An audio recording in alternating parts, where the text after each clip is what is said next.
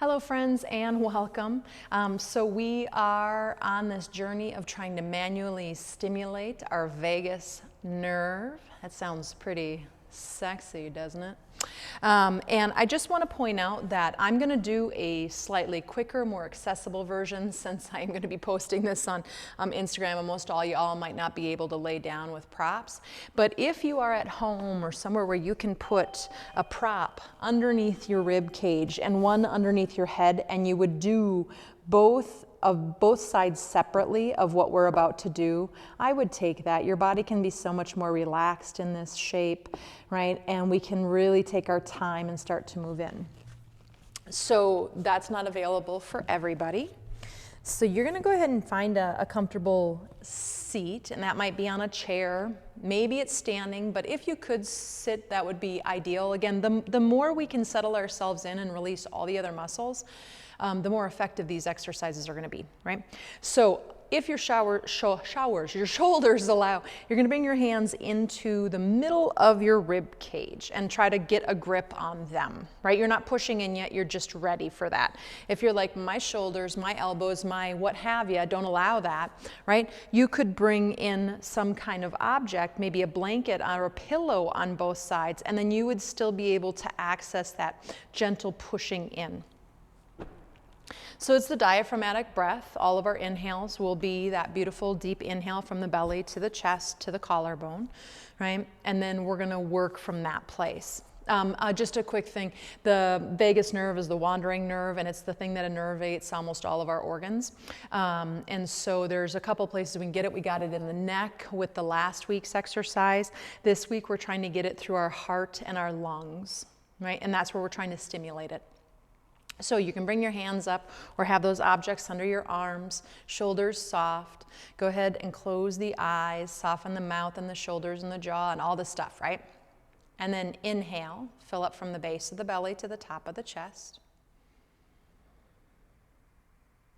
Hold the inhale in, and now you're gonna pretend cough, but you can't cough. So it's like you're coughing, but you don't actually cough out loud. And then you should feel that all of the muscles around the ribs and even the low abdominal fibers kick in, right?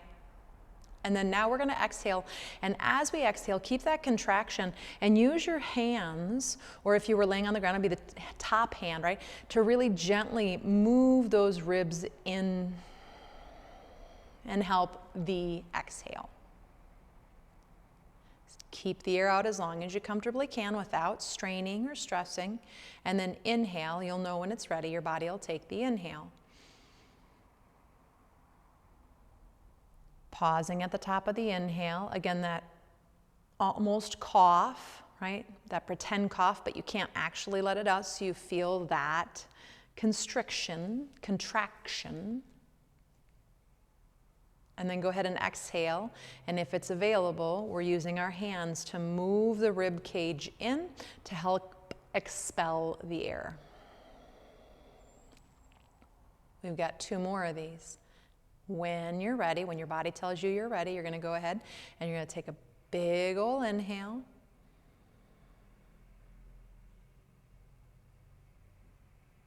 Pausing at the top of your inhale when you get there. You don't have to be on my timing. Again, almost cough. Feel the constriction, right? The contraction without actually letting air out. And when you need that exhale, use your hands and push in towards the center, towards the midline. Keeping that air out as long as comfortable, and when you're ready, you'll inhale and do that whole thing again. Keeping the air in, finding the contraction of the ribs and the low abdomen. Staying there as long as is comfortable, and when that exhale is ready, you're going to go ahead and use your hands and push in. Not going to break my ribs or anything, but I give a little extra help. Bring your hands down onto your thighs. Now take a full diaphragmatic breath, our traditional, right, or more classical version. And when a yoga teacher says, breathe down into your belly or fill up from your belly to the top of your lungs, we're wise. I think all of us are wise enough to know our lungs aren't in our belly. But hopefully, if no one has explained to you, right, we need to let our belly be really soft so the diaphragm can actually move down. It slightly displaces our organs to pull air into the lungs. And then when we exhale, the diaphragm moves back up to expel the air, and that abdomen comes back into place. So if you walk around with tension in your belly, or trying to look thin, or whatever those things are that we all do, right, or many of us have our variation of, that can be really detrimental.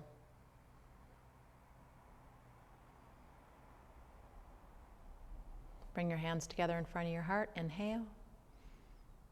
Exhale, bow the head in. Namaste. And again, on those times when you feel stressed out, and not just when you feel stressed out, I mean, yes, they're great tools, and that's probably when we're hopefully maybe going to remember them, but you know, to get vagal tone so that we can actually turn this thing on and off, activate and not activate, right? The parasympathetic system, we want vagal tone, and we get that not by doing this randomly here and there or just when we're stressed. We get it when we start to do these things on a regular basis and make them a part of our world. So just throwing that out there. Be well, friends. And hopefully your vagus nerve feels stimulated. You're welcome.